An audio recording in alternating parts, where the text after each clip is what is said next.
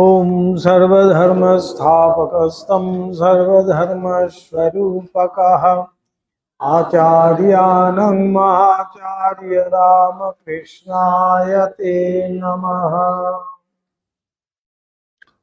আমরা প্রথম অধ্যায়ে একেবারে প্রথম পার্টের আর কি একেবারে শেষের অধ্যায়ে যেন শেষের দিকটায় চলে এসেছি। অষ্টম অধ্যায়, গুরু ভাবে নিজ গুরুগণের সহিত সম্বন্ধ।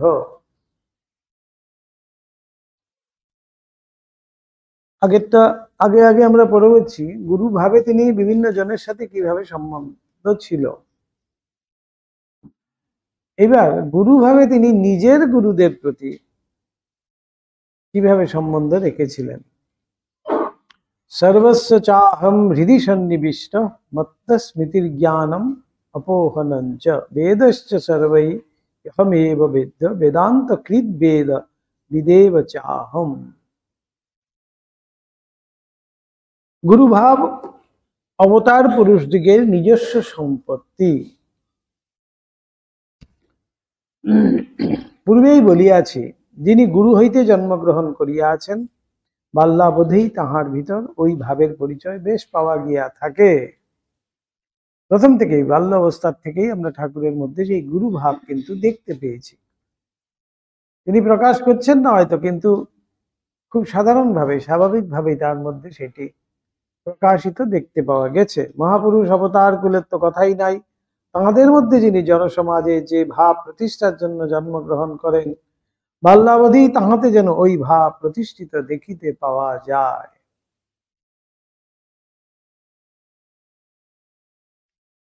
শরীর ইন্দ্রিয়াদির পূর্ণতা, দেশ কাল আদি অবস্থা সকলের অনুকূলতা প্রভৃতি কারণসমূহ ক্রমে ক্রমে উপস্থিত হইয়া তাহাদের জীবনে ওই ভাব পূর্ণ পরিস্ফুট হইবার সহায়তা করিতে পারে।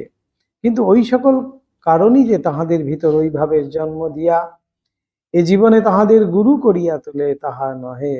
দেখা যায় উহা যেন তাহাদের নিজস্ব সম্পত্তি, উহা লইয়াই তাহারা যেন জীবন আরম্ভ করিয়াছেন এবং বর্তমান জীবনে ওই ভাবোৎপত্তির কারণ অনুসন্ধান করিলে সহস্র চেষ্টাতেও তাহা খুঁজিয়া পাওয়া যায় না। ঠাকুরের জীবনে গুরু ভাবোৎপত্তি অনুসন্ধান করিতে যাইলেও ঠিক ওইরূপ দেখা যায়। বাল্যে দেখো, যৌবনে দেখো, সাধনকালে দেখো, সকল সময়েই ওই ভাবের অল্পাধিক বিকাশ তাহার জীবনে দেখিতে পাইয়া অবাক হইতে হয়।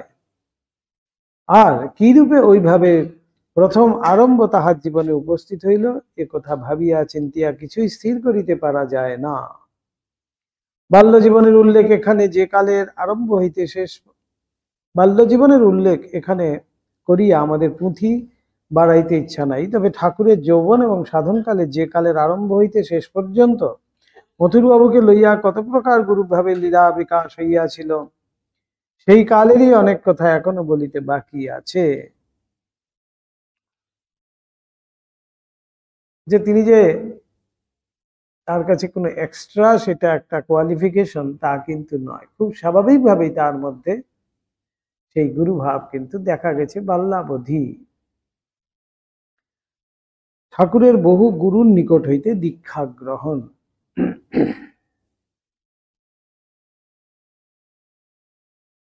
তো তার মধ্যে যদি সেই ভাব থাকতো যে আমি গুরু হয়ে গেছি, আমার আবার শিক্ষা গ্রহণের কি প্রয়োজন আছে, তাহলে তো আর তিনি গুরুকরণই করতেন না।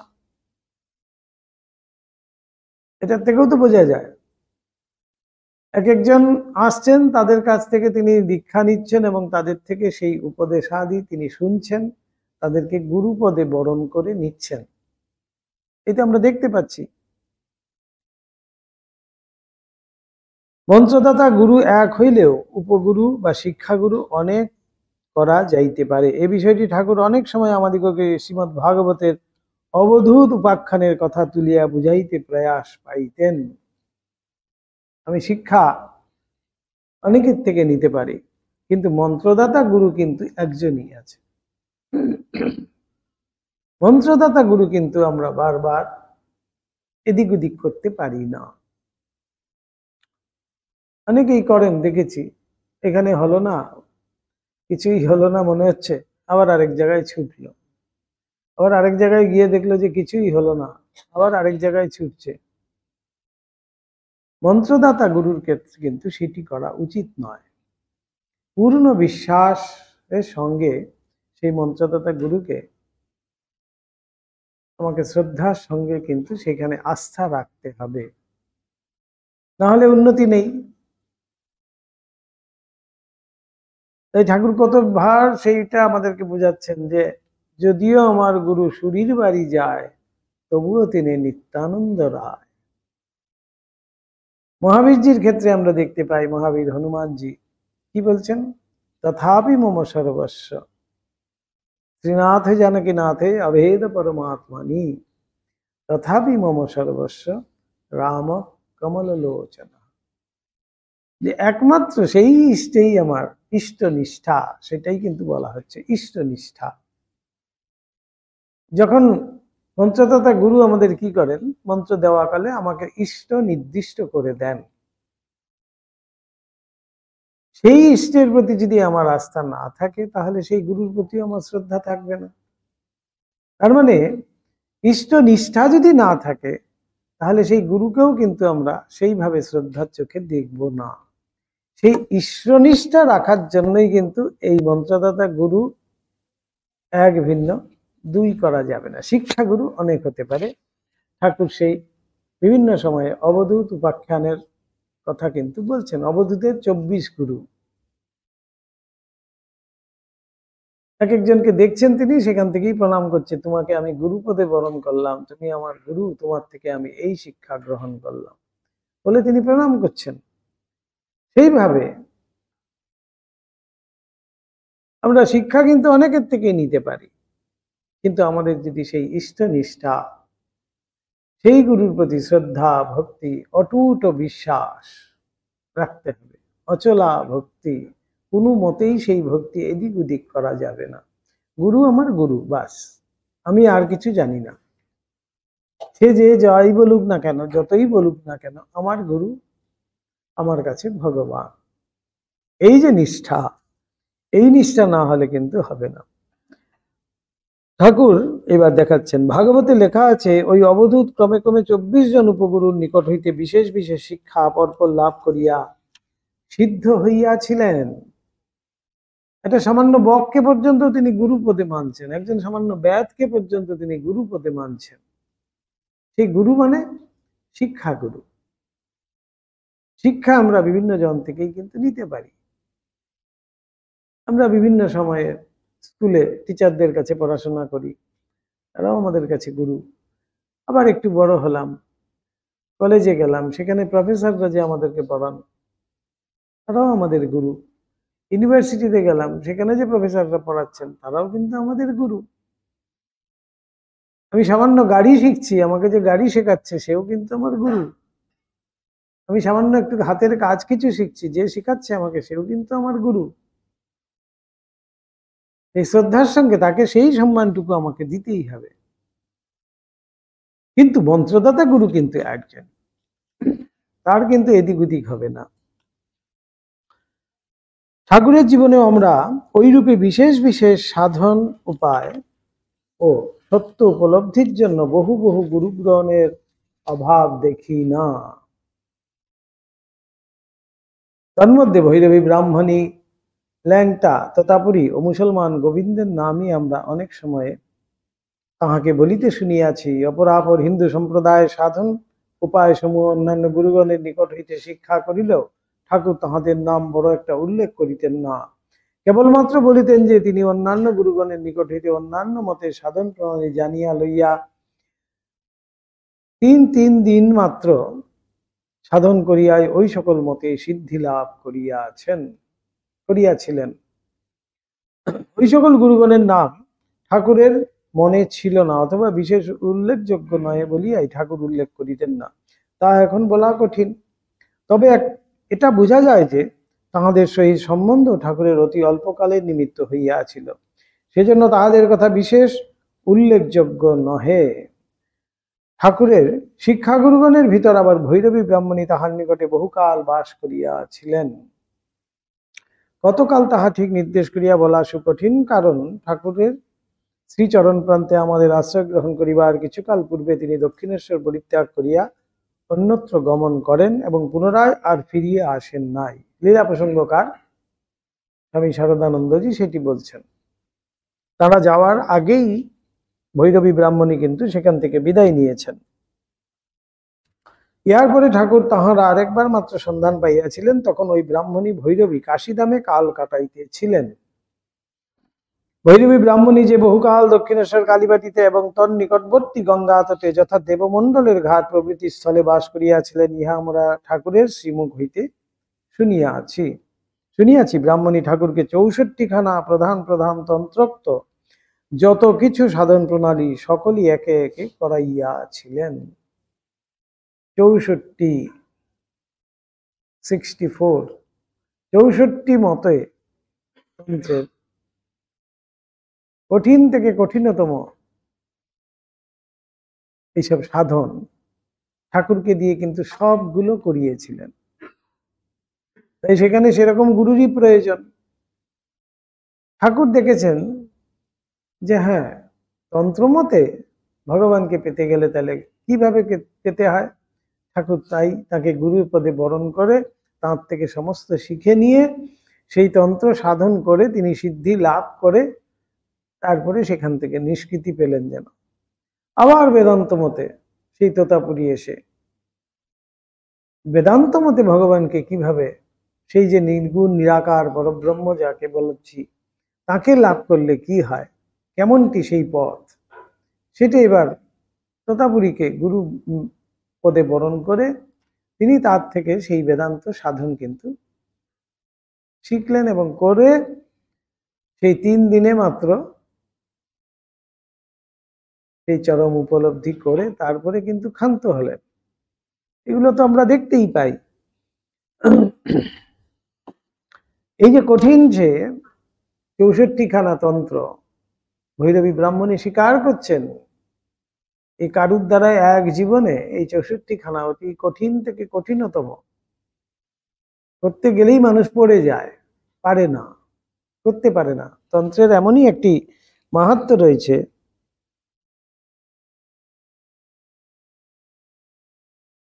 যে এমন কঠিন তন্ত্রের মধ্যে, তন্ত্র সাধন কিরকম, কিছু ক্রিয়া, তন্ত্র মানেই হলো কি কিছু ক্রিয়া, সেই ক্রিয়াগুলো যদি ঠিক ভাবে করা যায় তার ফল কিন্তু অবশ্যম্ভাবী এবং খুব তাড়াতাড়ি সেই ফললাভ হতে পারে। কিন্তু সেই ফললাভের জন্য সে কিন্তু প্রলোভিতও হতে পারে। একটা সাবধান বাণী সবসময় শুনিয়ে রাখে তন্ত্রের গুরুরা। বিশেষ করে তন্ত্রতে কিন্তু অনেক রকমের প্রলোভন আসতে পারে, যেমন অষ্টসিদ্ধি একটি প্রধান প্রলোভন। তাই ঠাকুর মায়ের কাছে বলেন, প্রার্থনা করে বলছেন, আমি অষ্টসিদ্ধি চাই না। আবার স্বামীজিকে ঠাকুর পরীক্ষা করছেন, এসব সাধন টাধন করে অনেক সিদ্ধাই টিদ্ধাই তো আমার কাছে আছে, এগুলো ভাবছি তোকে দিয়ে যাব। স্বামীজি জিজ্ঞেস করছেন কি করব সেগুলো দিয়ে, যে তুই তো মায়ের কাজ করবি, কাজে লাগবে সেগুলো। স্বামীজি সোজাসুজি জিজ্ঞেস করলেন, এর দ্বারা কি ভগবান লাভ হয়? বলছেন না, তার দ্বারা ভগবান লাভ হয় না। তখন স্বামীজি সাথে সাথে বললেন, তাহলে আমার কিছু মাত্র প্রয়োজন নাই। এই যে এত নির্লোভ ভাব, আমরা সাধারণত এইসব সবসময় এইসব লালায়িত হয়ে আছি এসবের জন্য। একটু কিছু যদি টুকটাক আমাদের চলে আসে, একটু ছুঁয়ে দিলে যদি কিছু হয়ে যায়, একটু ফু দিয়ে দিলে যদি কিছু হয়ে যায়, একটা বেলপাতা দিয়ে দিলে যদি কিছু হয়ে যায়, তাহলে প্রচুর আমদানি হতে পারে। এই আমদানির যে একটি প্রলোভন, এটা কিন্তু প্রলোভন। এই মা কৃপা করার আগে এই প্রলোভন দিয়ে পরীক্ষা করেন। এই সব সাধনকালে তন্ত্রে আরেকটি আছে তো, সব সাধন অত্যন্ত কঠিন। একটি সব অর্থাৎ একটি মৃতদেহ, সেইটাকে আসন করতে হবে। মৃতদেহের বুকের উপরে শোয়ানো আছে, মৃতদেহ তার বুকের উপরে আসন করে বসতে হবে, বসে জপ করতে হবে। মাঝে মাঝে সেই সবটি হাঁ করে আসবে ভয় দেখাতে। তখন কিছু ছোলা, এই যে আমাদের ৮ ভাজা দেওয়া হয় কালী পুজোর সময়, দেখেছেন অনেকে, ৮ ভাজা এবং চূড়া এই নিয়ে তর্পণ করতে হবে। যেমন তর্পণ করা হয় ওই সবের মুখের মধ্যে সেইটি তর্পণ করতে হবে, তখন সবটি আবার ঠান্ডা হয়ে যাবে। কিন্তু সবটি যখন, একটা মৃতদেহ যখন হাঁ করে আসছে আমার দিকে, সেখানেই তো আমি আসন ছেড়ে পালাবো, ওরে বাবা ছেড়ে দে মা, কেঁদে বাঁচি বলে পালিয়ে যাব। এগুলো আর কিছু নয়, কিন্তু প্রথমে মা এগুলো সব পরীক্ষা করছেন। তারপরে বিভীষিকা কিছু আসবে আমার সামনে, এই একটি বিভীষিকা, তারপরে তো হিংস্র জন্তু এসে এসে গেল, নানান রকম ভূত প্রেত আসবে চারিদিক থেকে ভয় দেখানোর জন্য। তারপরে আসবে প্রলোভন, বিভিন্ন জিনিস আমার সামনে আসতে থাকবে। এই জব করাকালেই কিন্তু সমস্ত, কিন্তু সে যদি একান্ত মনে সেই শ্রী পাদপদ্ম চিন্তা করে শুধুমাত্র মায়ের নাম করতে থাকে, শেষে এসে মা দর্শন দিয়ে কৃপা করেন। এই হলো সব সাধনা। তাহলে কত কঠিন দেখুন সেই দিক থেকে। কিন্তু তন্ত্রের এই একটি বলা হচ্ছে, তন্ত্রের ক্রিয়া যদি ঠিক ঠিক করা যায় তাহলে ফল কিন্তু অবশ্যম্ভাবী আসবেই আসবে। কিন্তু সাধারণ যারা অধিকারী কি হয়, তন্ত্র করতে শুরু করে হয়তো ঠিকই, সে হয়তো ক্রিয়াও করেছে, যেই ফল আসতে শুরু করে সেই ফলের দ্বারা প্রভাবিত হয়ে সেই ফল গ্রহণ সে করে নেয়, এবং আসল যে জিনিস সেই লক্ষ্যে আর পৌঁছতে পারে না, এর মধ্যেই সে ঘোরাঘুরি করতে থাকে। তাই ঠাকুর বলছেন অষ্টসিদ্ধির একটি সিদ্ধিও যদি থাকে ভগবান লাভ থেকে অনেক দূরে। অষ্টসিদ্ধি কোনো ব্যাপারই নয়। স্বামীজি একসময় এক জায়গায় বলছেন, শিষ্যকে বলছেন, তুই কি মনে করছিস আমাদের মঠ মিশনে কারুর অষ্টসিদ্ধি নেই? ও দিয়ে কি হবে রে? ও দিয়ে কি আর ভগবান লাভ হয়?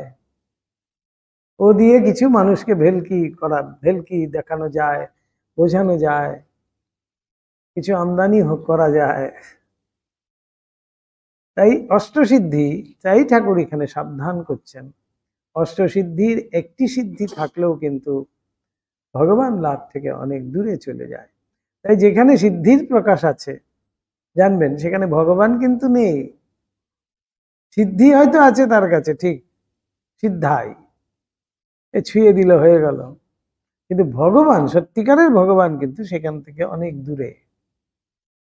তাই ঠাকুর সেগুলো জানার জন্যই যেন আরো বেশি করে তিনি নিজে করলেন, করে আমাদেরকে দেখাচ্ছেন।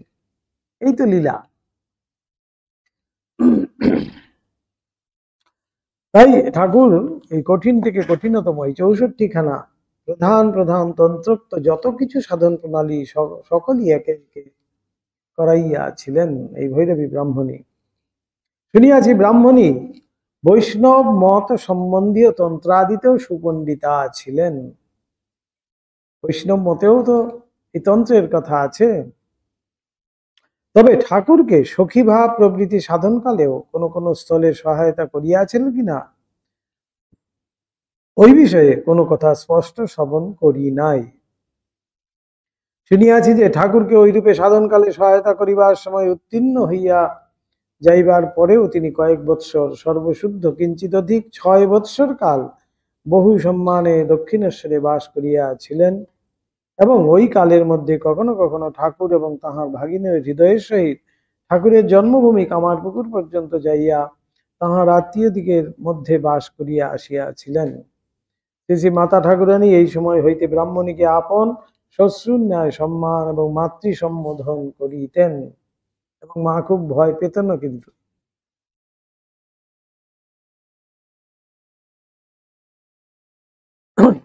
ব্রাহ্মণী বৈষ্ণব দিকে সাধন প্রণালী অনুসরণ করিয়া সখ্য বাৎসল্যাদি ভাবসমূহের রস ও কিছু কিছু নিজ জীবনে অনুভব করিয়াছিলেন। দক্ষিণেশ্বরে দেবমণ্ডলের ঘাটে অবস্থানকালে তিনি ঠাকুরের প্রতি বাৎসল্য রসে মুগ্ধ হইয়া ননী হস্তে লইয়া নয়নাশ্রুতে বসন সিক্ত করিতে করিতে গোপাল গোপাল বলিয়া উচ্চস্বরে আহ্বান করিতেন। আর এদিকে দক্ষিণেশ্বর কালীবাটিতে সহসা ঠাকুরের মন ব্রাহ্মণীকে দেখিবার নিমিত্ত ব্যাকুল হইয়া উঠিত। শুনিয়াছি তখন তিনি বালক যেমন জননীর নিকট উপস্থিত হয়, তেমনি এক ছুটে ওই 1 মাইল পথ অতিক্রম করিয়া তাহার নিকটে উপস্থিত হইতেন এবং নিকটে বসিয়া ননী ভজন করিতেন। কিসব অপূর্ব লীলা দেখুন। এতদ্ভিন্ন ব্রাহ্মণীও কখনো কখনো কোথা হইতে জোগাড় করিয়া লাল বেনারসি চেলি ও অলঙ্কার আদি ধারণ করিয়া পাড়ার স্ত্রীলোকদিগের সঙ্গে নানা প্রকার ভক্ষ ভোজ্যাদি হস্তে লইয়া গান গাহিতে গাহিতে ঠাকুরের নিকট দক্ষিণেশ্বরে আসিয়া উপস্থিত হইতেন এবং ঠাকুরকে খাওয়াইয়া যাইতেন। ঠাকুর বলিতেন, তাহার আলুলায়িত কেশ এবং ভাব বিল্লল অবস্থা দেখিয়া তখন তাহাকে গোপাল বিরহে কাতরা নন্দরানী যশোদা বলিয়াই লোকের মনে হইত। ব্রাহ্মণী গুণে যেমন রূপেও তেমনি অসামান্যা ছিলেন। ঠাকুরের শ্রীমুখ হইতে শুনিয়াছি, মথুরবাবু প্রথম প্রথম ব্রাহ্মণীর রূপ লাবণ্য দর্শনে এবং তাহার একাকিনী অসহায় অবস্থা যথাযথা ভ্রমণাদি শুনিয়া তাহার চরিত্রের প্রতি সন্ধিহান হইয়াছিলেন। একদিন নাকি বিদ্রুপ ছেলে বলিয়াও ফেলিয়াছিলেন, ভৈরবী, তোমার ভৈরব কোথায়? বিখ্যাত প্রশ্ন সেই, তোমার ভৈরবটি কোথায়? ভৈরবী ব্রাহ্মণী বলেছিলেন, মন্দিরে মায়ের পায়ের তলায় যে মহাকাল শুয়ে আছে, ওই হলো গিয়ে ভৈরব। মথুরবাবু বললেন, ও তো অচল ভৈরব, সচল ভৈরবটি কোথায়? তখন ব্রাহ্মণী কিন্তু একেবারে দৃপ্ত কণ্ঠে বলেছিলেন, এই গদাধরী নরদেহে সেই সচল ভৈরব। কিভাবে বলছেন? এদিকে বাৎসল্য রসে পরিপূর্ণা তিনি, বাৎসল্য রসে এমন ভাব তার মধ্যে, মা যশোদার মতো তিনি তাকে ননী খাওয়াচ্ছেন, আবার তাকে ভৈরব বলেও ভাবছেন।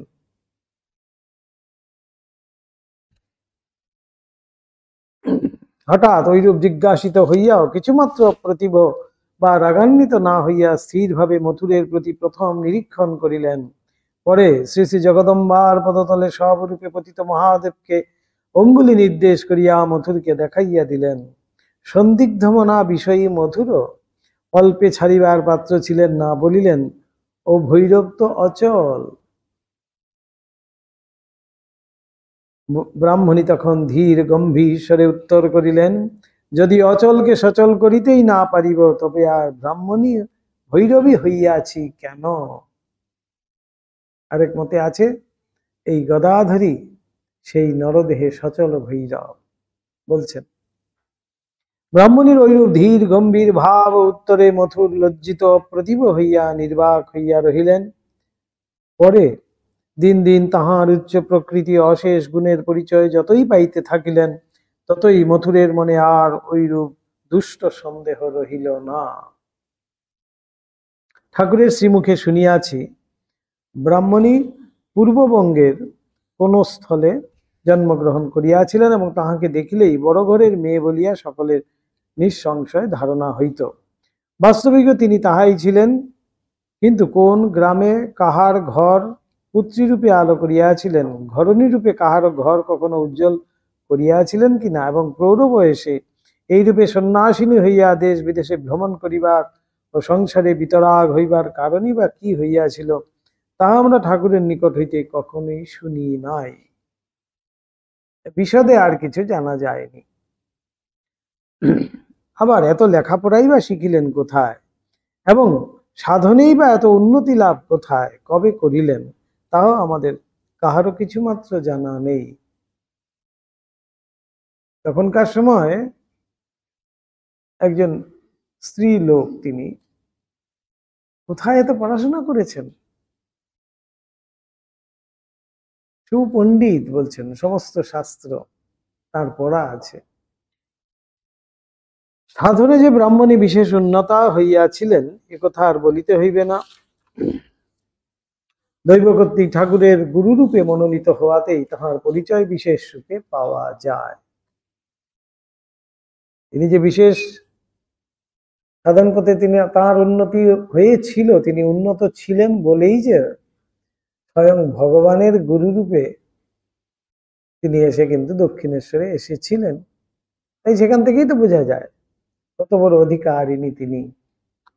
আমরা যখন ঠাকুরের শ্রীমুখ হইতে আমরা জানিতে পারিয়াছি যে ব্রাহ্মণী তাহার নিকটে আসিবার পূর্বেই যোগ বলে জানিতে পারিয়াছিলেন যে জীবৎকালে তাহাকে ঠাকুর প্রমুখ 3 ব্যক্তিকে সাধনায় সহায়তা করিতে হইবে এবং ওই 3 ব্যক্তির সহিত ভিন্ন ভিন্ন দেশে ও কালে সাক্ষাৎ হইবা মাত্র ব্রাহ্মণী তাহাদের চিনিয়া ঐরূপ করিয়াছিলেন। তখন আর ওই বিষয়ে কিছুমাত্র সন্দেহ থাকে না।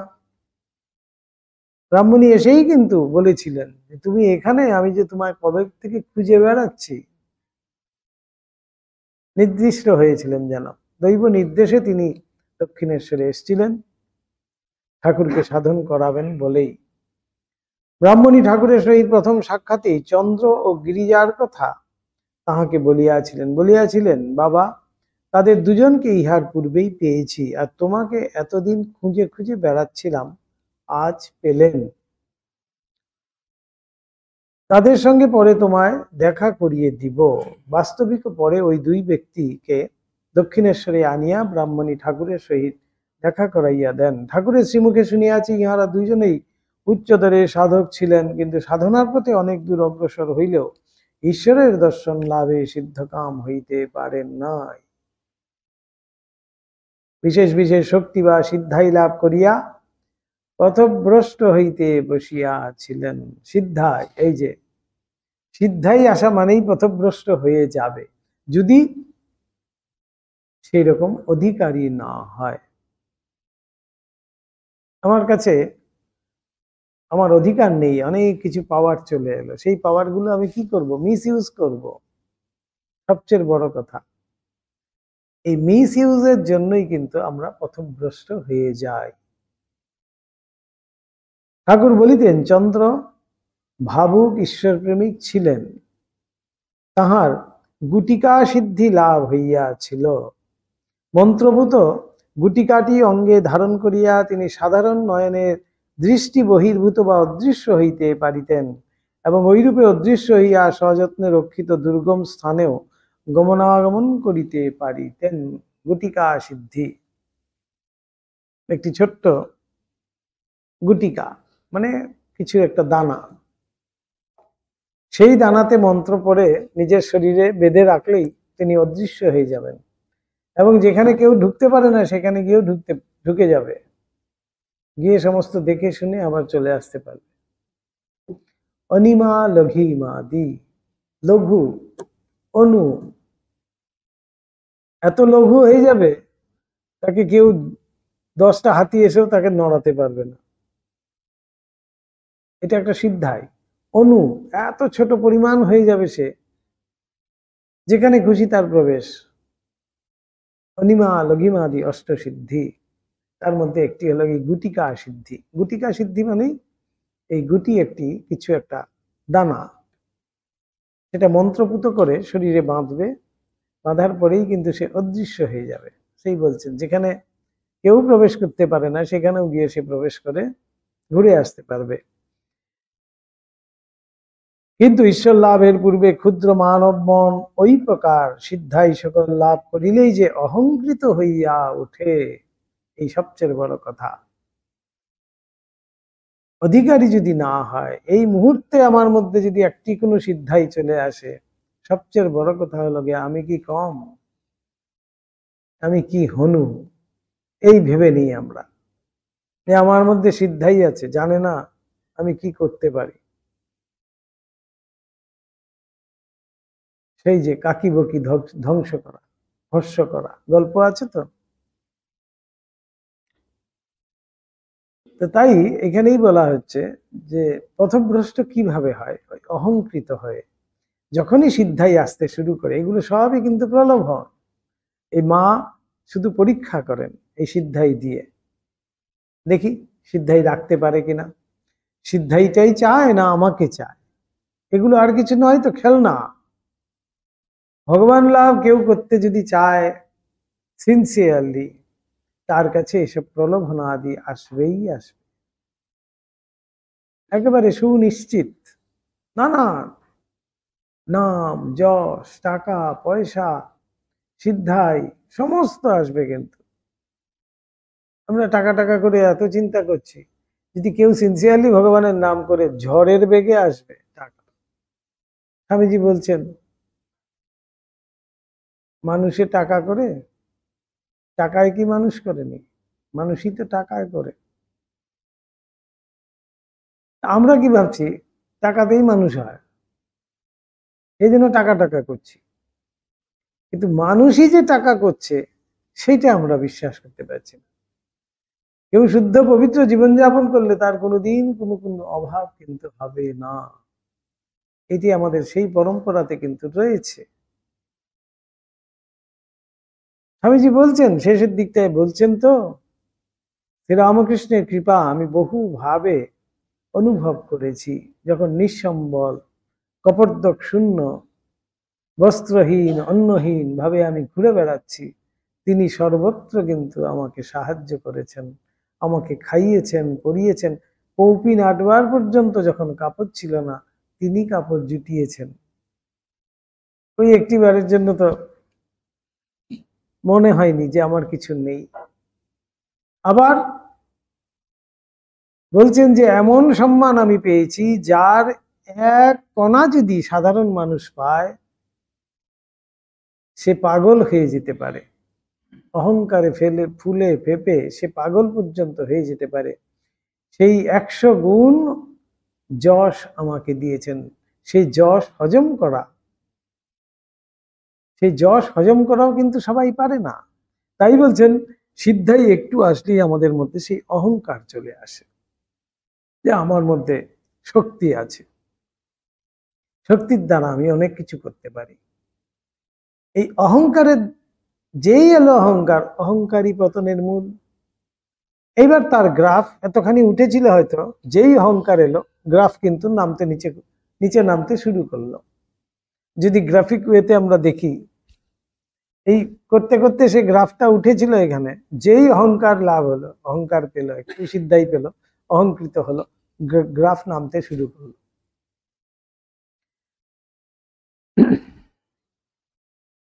অহংকৃত হইয়া উঠে এবং অহংকার বৃদ্ধি যে মানবকে বাসনা জালে জড়িত করিয়া উচ্চ লক্ষ্যে অগ্রসর হইতে দেয় না এবং পরিশেষে তাহার পতনের কারণ হয়, এ কথা আর বলিতে হইবে না। একেবারে সোজা কথায় বলা হচ্ছে, অহংকার পতনের মূল। যার যার অহংকার হয়েছে সেই কিন্তু সমূলে ধ্বংস হয়েছে। অহংকার বৃদ্ধিতেই পাপের বৃদ্ধি। অহংকার যে কিরকম মূল বলা হচ্ছে, অহংকারের থেকে যে সমস্ত কিছুর সৃষ্টি। বলছেন অহংকার বৃদ্ধিতেই পাপের বৃদ্ধি এবং উহার হ্রাসেই পুণ্য লাভ। যত নিরহংকার হব ততই আমি পুণ্যবান হব। আমি কেউ নই। স্বামীজি পরবর্তীকালে পর্যন্ত বলছে দস্য দাসস্য দাসস্য দাসস্য দাস অহম। শুধুমাত্র দাস অহম বলছে না,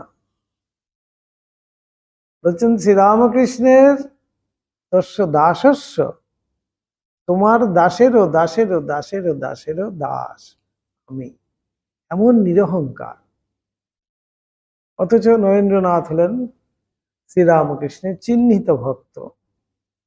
সেই সপ্ত ঋষির এক ঋষি, ভগবান যাকে আহ্বান করে সেই সপ্তর্ষি মণ্ডল থেকে নিয়ে এসেছিলেন, সেই নরেন্দ্রনাথ তিনি বলছেন দাসস্য দাসস্য দাস অহম। কিভাবে বলছেন সেটা? অর্থাৎ এই নিরহংকার। বলছেন অহংকারের বৃদ্ধিতেই পাপ আর অহংকারের হ্রাসেই হলো গিয়ে পুণ্য। অহংকার বৃদ্ধিতেই ধর্মহানি এবং অহংকার নাশেই ধর্ম লাভ। স্বার্থপরতাই পাপ এবং স্বার্থ নাশই পুণ্য। আমি মলে ফুরায় জঞ্জাল। আমি, এই আমি করছি বলেই আমরা কিন্তু অহংকারে ফুলে আছি, কিন্তু সেটা যে বেলুনের মতো ফুলে আছি সেটা আর ভাবতে পারছি না। কেউ একটি ছোট্ট একটা পিন নিয়ে আসলেই কিন্তু শেষ। সেই যে অহংকার যেই চূর্ণ হলো, তখন আমার মধ্যে সেই ক্রোধ এলো। সেই অহংকার থেকেই সব কিন্তু আসছে। আর নিরহংকার যদি হয়ে যায়, যে সেখান থেকেই আমার পুণ্য লাভ কিন্তু শুরু হয়ে গেল। এই নিরহংকারী আমরা হতে পারি না। স্বার্থপরতাই পাপ, স্বার্থ নাশই পুণ্য বলছে। একথা ঠাকুর আমাদের বারবার কত প্রকারেই না বুঝাইতেন, বলিতেন, ওরে অহংকারকেই শাস্ত্রে চিজ্জর গ্রন্থি বলেছে। চিত অর্থাৎ জ্ঞানস্বরূপ আত্মা। সচ্চিদানন্দ বলছেন না, সৎ চিত আনন্দ। চিত মানে হলো গিয়ে সেই আত্মা, চৈতন্য, চৈতন্য স্বরূপ যে আত্মা, অর্থাৎ জাগ্রত আত্মা, তাকেই বলা হচ্ছে চিত। চৈতন্য থেকেই এসছে চিত। জ্ঞানস্বরূপ আত্মা এবং জড় অর্থাৎ দেহেন্দ্রিয়াদি। যেই মুহূর্তে এই চৈতন্যটি বেরিয়ে যায়, প্রাণটি বেরিয়ে যায়, তখন এই দেহটা কোথায় পড়ে থাকছে, সে তার মধ্যে চলশক্তি হীন হয়ে পড়ছে, তার দ্বারা আর কিছুই সম্ভব হচ্ছে না। তখনই আমরা বলছি সে দেহ ছেড়েছে। কে দেহ ছেড়েছে? সেই চৈতন্য দেহ ত্যাগ করেছে। আমরা বলি তো, শুদ্ধ ভাষায় বলতে গেলে তো মরে গেছে, সেটা তো এমনি বলি আমরা। দেহত্যাগ করেছে। দেহত্যাগ করেছে মানে কে করেছে দেহত্যাগ? সেই কোন একটি সঙ্ঘে একজন এসে, সাধু এসে খবর দিল সেই মহন্ত মহারাজকে যে অমুক চলে গেছে। বলছে চলে গেছে? কোথায় গেল? বলছে আরে চলে গেছে, উনি শরীর ছেড়ে চলে গেছে। বলে কোথায় গেলটা কোথায়? মহন্ত তাদেরকে শিক্ষা দিচ্ছেন আর কি, বৃদ্ধ মহন্ত এবং যুব যুবা সেই সন্ন্যাসীরা তাদেরকে শিক্ষা দিচ্ছেন। সেই মহন্ত বলছেন কোথায় গেছে? বলছে চলুন চলুন দেখবেন। বলে তাকে নিয়ে গেছে, সে যেখানে শুয়ে আছে মৃতদেহ। বলছে এই দেখুন চলে গেছে। বলছে আরে সেটাই তো আমি জিজ্ঞেস করছি, কোথায় গেছে? এই তো শুয়ে আছে। তুমি যার কথা বলছো সে তো এই তো শুয়ে আছে, তোলো তাকে। বলে না, সে তো চলে গেছে। বলে আরে আমি সেটাই তো জিজ্ঞেস করছি, কোথায় গেছে? সে তো আছে, আমি চোখের সামনে তো দেখতে পাচ্ছি, তোমরাও তো দেখছো, এই তো আছে, তাকে তোলো, জাগাও। বলছে না, তার ভিতর যে প্রাণ ছিল সেইটি চলে গেছে, এই দেহটি সে ত্যাগ করেছে। তখন সেই মহন্ত বলছে হ্যাঁ এই হলো ঠিক, এটি তো দেহ। দেহ মানেই হলো কি জড় পদার্থ, তার মধ্যে যে সেই চৈতন্য রূপে সেই প্রাণ ছিল, সেটি হলো কি আসল। সেটি বলছেন তার আসল স্বরূপ। সে কিন্তু নিত্য, সে কিন্তু অজর অমর, সে জন্মায়ও না, মরেও না, সে নিত্য। সেই জন্য সে দেহটিতে কিন্তু ত্যাগ করতে তার ক্ষমতা রয়েছে। সে দেহটির মধ্যে আসছে বলে দেহটি নড়ছে চড়ছে। ঠাকুর কত সুন্দর উপমা দিচ্ছেন, আগুনের উপর আলু পটল বসানো হয়েছে, আলু পটল গুলো লাফাচ্ছে। যেই আগুনটি সরিয়ে নিচ্ছে, আলু পটল গুলো যেমন ছিল তেমনি পড়ে আছে। ঠিক আমাদের এই দেহেন্দ্রিয়ান্দি, দেহ এবং ইন্দ্রিয় আমাদের, আমার মধ্যে সেই চৈতন্য রূপে সেই চিৎ শক্তি বর্তমান, সেই আত্মা বর্তমান। সেই জন্য আমি কথা বলছি, নড়ছি চড়ছি, অহংকার করছি, আমি করছি। কিন্তু এই দেহ হলো গিয়ে সম্পূর্ণই, তাহলে এই দেহর প্রতি আমাদের কেন এত মায়া? এই দেহকে জড়িয়েই তো আমাদের সমস্ত জগৎ। আমি রূপ, আমার যে অস্তিত্ব, এই দেহ থেকে কিন্তু আসছে। আমার অস্তিত্ব বলতে আমি কিন্তু সেই চৈতন্যকে বোঝাচ্ছি না, আমি এই অবয়বটুকুকে বোঝাচ্ছি আমি। তাহলে এইটা নিয়ে আমি এত অহংকার করছি কিতে? এখান থেকেই আমাদের বৈরাগ্য উৎপন্ন হয়। বলছেন এই বিচারের দ্বারাই আমরা কিন্তু আমাদের মধ্যে বৈরাগ্য জাগরিত হয়। তখনই আমরা তাঁর খোঁজে পড়ে যাই যে কোথায় গেল সেই চৈতন্য রূপী, তাহলে কে? এইবার সেই যে চৈতন্য চিৎ শক্তি, তাঁর খোঁজ আমরা শুরু করি। এখান থেকেই কিন্তু এই আধ্যাত্মিকতা শুরু হচ্ছে। তাহলে এই হলো বিচার। কেন ঠাকুর বলছেন সদসৎ বিচার? এই তিনটি উপায়ের কথা ঠাকুর তো বলছেন আমাদের, সদসৎ বিচার, নির্জন বাস, সাধু সঙ্গ। এই সদসৎ বিচারটি কিন্তু প্রথম বলছেন। সদসৎ বিচার কেন আমাদের প্রয়োজন? সদসৎ বিচার না আসা পর্যন্ত কিন্তু আমার মধ্যে ঈশ্বরের অনুরাগ আসবে না। যখনই আমি বিচার করে সদসৎ বিচার করলাম, কোনটা সৎ কোনটা অসৎ, অর্থাৎ এই শরীর রূপী যে আমি, এইটি কিন্তু সম্পূর্ণ একটি জড় পদার্থ। তাহলে সৎ বস্তুটি কি? আমার ভিতরে যে রয়েছে চিৎ শক্তি রূপী, সেই যে চৈতন্য রূপী ভগবান বা আত্মা, সেই হলো গিয়ে নিত্য শুদ্ধ বুদ্ধ মুক্ত আত্মা। তাকে ধরতে হবে, তাকে জানতে হবে।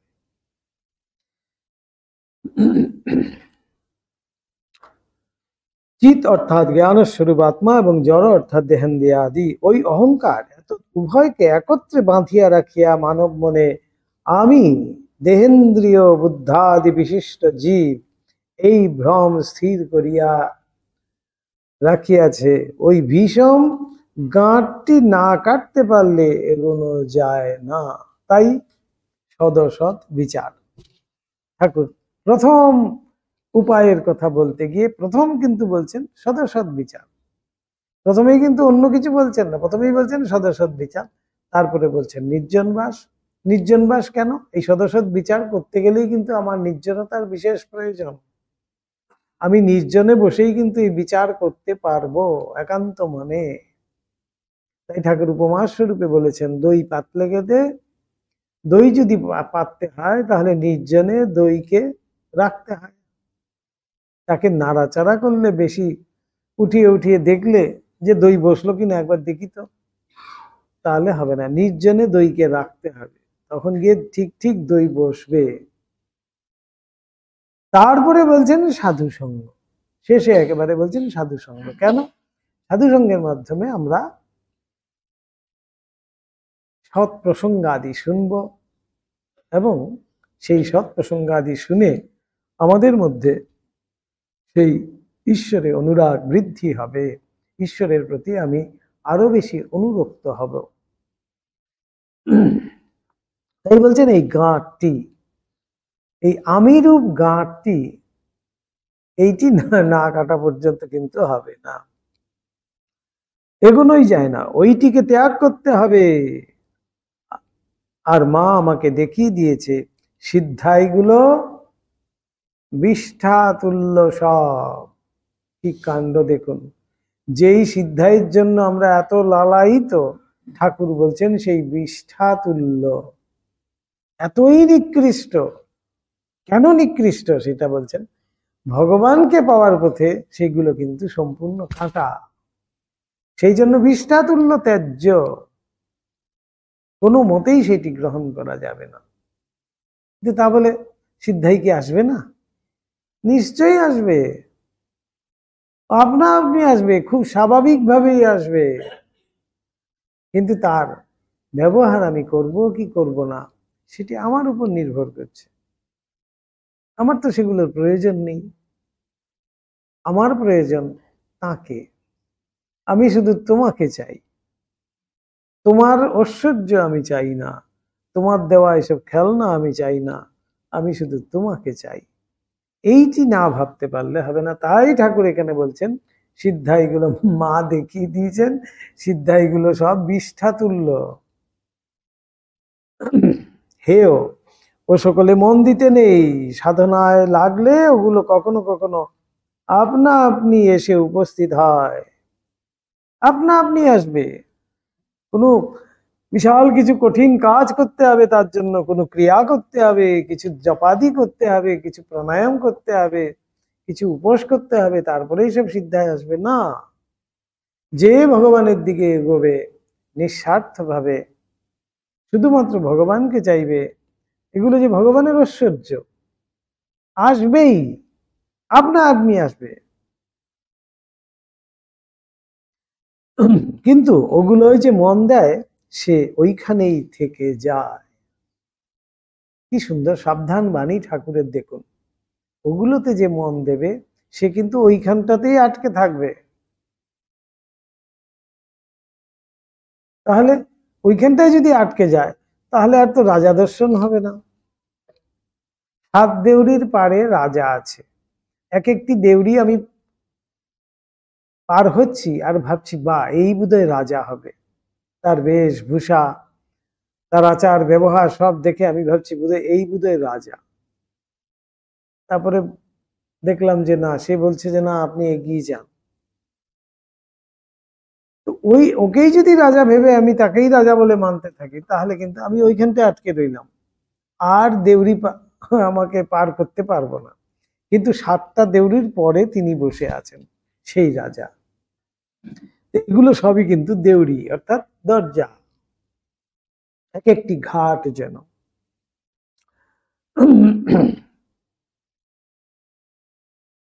ভগবানের দিকে আর এগুতে পারে না। স্বামী বিবেকানন্দের ধ্যানই জীবন স্বরূপ ছিল।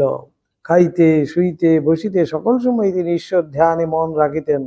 কতকটা মন সর্বদা ভিতরে ঈশ্বরের চিন্তায় রাখিতেন। ঠাকুর বলিতেন তিনি ধ্যান সিদ্ধ। গভীর ধ্যানে মগ্ন ছিলেন। সেই সপ্তর্ষি মণ্ডলে বসে সেই ছোট্ট বালক বেশি ভগবান গিয়ে তার গলা জড়িয়ে ধরলেন। তখন ধ্যান থেকে উত্থিত হয়ে অর্ধ নিমিলিত নেত্রে সেই শিশুকে দেখলেন। শিশু তখন বলছেন, আমি যাচ্ছি, তোমাকেও যেতে হবে।